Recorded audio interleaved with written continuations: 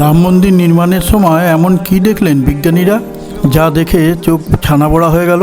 যখন এই সম্বন্ধের সত্য ঘটনার কথা জানতে পারবেন, তখন আপনিও বিস্মিত হয়ে যাবেন। এই ভিডিওটি সম্পূর্ণ দেখার পর আপনি নিজেকে হিন্দু সম্প্রদায়ে জন্মগ্রহণ করে গর্ববোধ করবেন। অযোধ্যার রাম মন্দিরের এমন কিছু ঘটনার বিবরণ এখানে তুলে ধরা হয়েছে। আসুন বন্ধুরা, ভিডিওটি শুরু করার আগে বলে রাখি, এটাই আমার জীবনের প্রথম লং ভিডিও।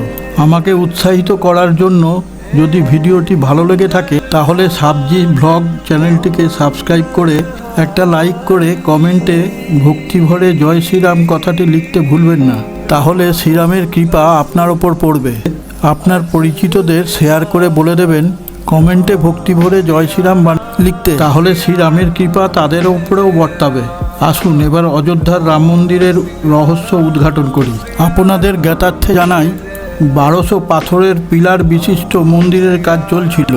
ভারতের ফেমাস ইঞ্জিনিয়ার ও আর্কিটেকচার তারা দিন রাত 24 ঘন্টা কাজ চালিয়ে যাচ্ছিলেন।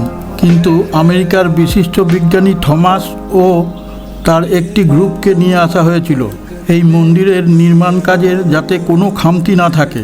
কাজ চলাকালীন বিজ্ঞানী থমাসের একটি জায়গার উপর চোখ পড়ে। অন্যান্য জায়গার তুলনায় ওই জায়গাটি একটু নরম ছিল। তখন শ্রমিকদের বলেন ওই জায়গাটি খনন করতে। শ্রমিকরা খনন শুরু করে। কিছুটা খোঁড়ার পর সেখান থেকে ঝর্ণার গতিতে জল বের হতে থাকে। বিজ্ঞানীদের চোখ কপালে উঠে যায়। তারা তখন মন্দিরের কাজ বন্ধ করে দেয় এবং বলেন যতক্ষণ জল না বন্ধ হবে ততক্ষণ কাজ করা যাবে না। তখন রাম ভক্তরা রামের উপাসনা করতে থাকে। সেই কথা প্রধানমন্ত্রী মোদিজি ও উত্তরপ্রদেশের মুখ্যমন্ত্রী যোগীজির কানে যায়। সঙ্গে সঙ্গে তারা অযোধ্যার রাম মন্দিরে পৌঁছে যায়। বিজ্ঞানীরা ওই জল পরীক্ষা করে দেখেন পাশের সরজু নদীর জল আর এই জল একই রকম।